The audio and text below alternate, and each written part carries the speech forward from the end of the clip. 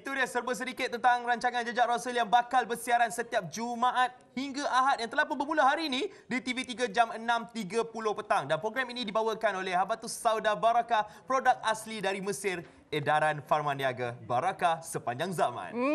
Dan sekarang ni Haziq, kita bersama dengan pengacara Jejak Rasul. Siapa lagi kalau bukan Abang Fetri Yahya yang Sisi hormati.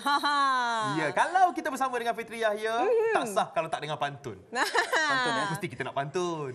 Silakan Abang. Okey, burung jelatik, burung jeladan, sama-sama terbang kerawak, sama cantik sebelah badan bagaikan akidah mekar di jiwa. Wow! Dapat tengok live tu kita serasa teruja betul lah. Kan, nampak naik bulu goma kita. Okey, tapi inilah kita nak cerita pasal Jejak Rasul kan. Setelah 2 dekad, kali pertama Jejak Rasul mengupas sejarah di negara kita sendiri. Mungkin Fitri Yahya boleh kongsikan keistimewaan apa yang kita bakal saksikan untuk Jejak Rasul tahun ni.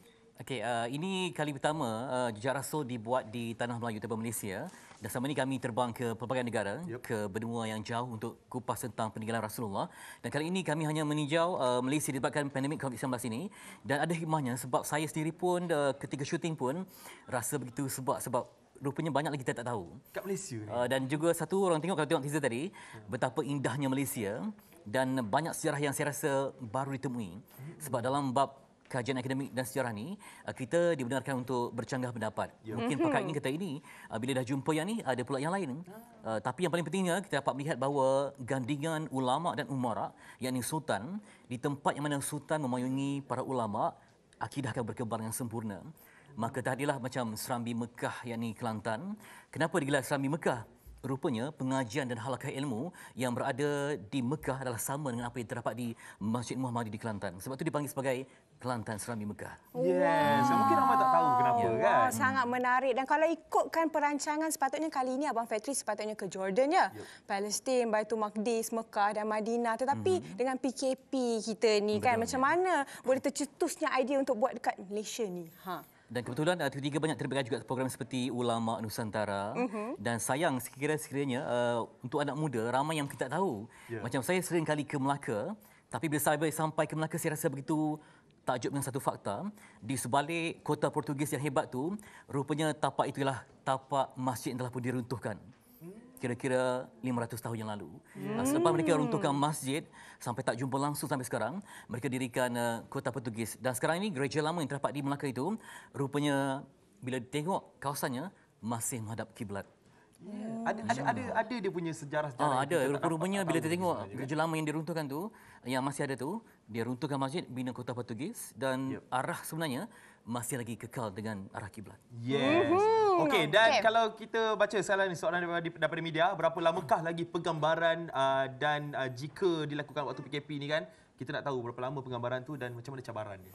Itu dia selama 50 hari tanpa henti dengan 10 orang kru. 50 hari tak berhenti Tanpa henti, tak berhenti langsung. Kami gerak selama 50 hari. Wow. Bermula di sini sebenarnya, sebab kita PKP tak boleh keluar. Jadi di sinilah kami buat satu setting tentang ulama menulis watak-watak sultan. Yang mana dalam sejarah Melayu ni penting sultan tu. Contohnya macam di Kedah, Maharaja Debaraja II.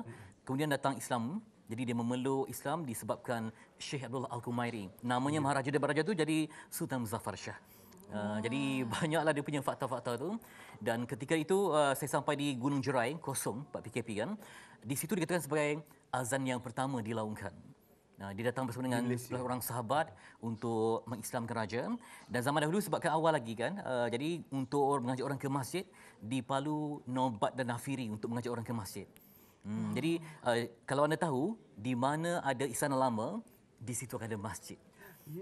Bermaksudnya ulama ni raja-raja sultan ni dia sangat manja dengan ulama. Sampai kan ada sultan dia berwasiat kalau dia meninggal, siapa meninggal mesti bersebelahan. Okeylah Abang Fetri. Kalau kita dengar daripada kata-kata Fitri Yahya tadi, rasa macam seronok belajar pasal sejarah-sejarah ni kan. Jadi kalau anda nak belajar, anda boleh saksikan Jejak Rasul di TV3 daripada hari Jumaat, Sabtu, Ahad, pukul 6.30 petang di TV3. Terima kasih Ahmad Fitri Yahya.